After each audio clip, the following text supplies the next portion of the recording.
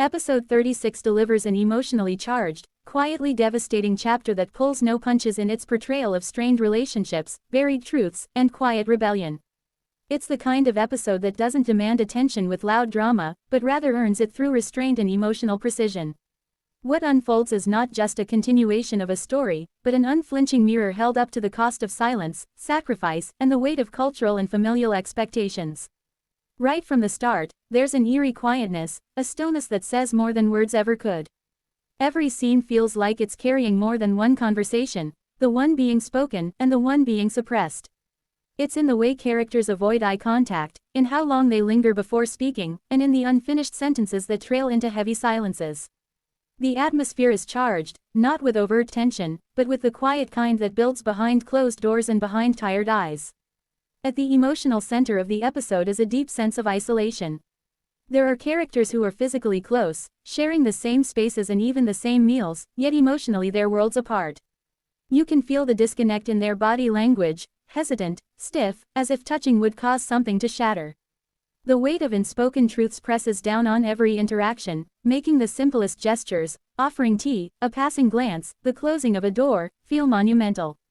In this world, silence is not peaceful, it's a survival tactic. What makes this chapter particularly gripping is the subtle yet powerful shift in certain characters. There's a quiet rebellion brewing, not explosive, but internal, deliberate.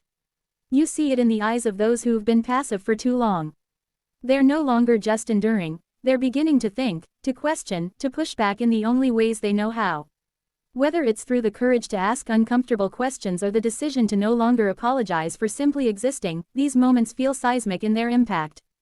And yet, nothing is clean or easy. This episode reminds us that growth is messy. The past clings stubbornly, and guilt has deep roots. There are no perfect heroes here, just people doing what they can with what they have, trapped between duty and desire, fear and love. You feel the tug of war inside them, the longing for connection, the ache for freedom, the fear of disappointing those who raised them.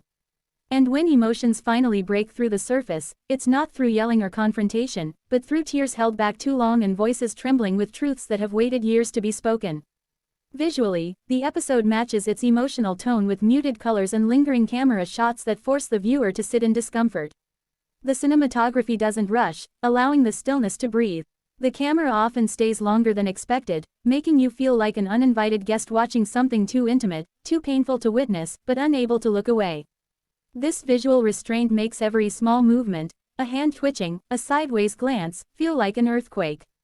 One of the most striking aspects is how the story honors the quiet strength of its characters, especially those whose power isn't loud or dominant. There's a deep respect for the kind of courage it takes to stay, to protect, to endure without breaking. But there's also a subtle critique. At what cost does that endurance come? How long can someone be expected to suppress their own voice before the silence becomes a prison? Episode 36 doesn't offer easy answers. Instead, it leaves you with questions that linger long after the credits roll. What does loyalty really mean? Is love enough when it comes with conditions?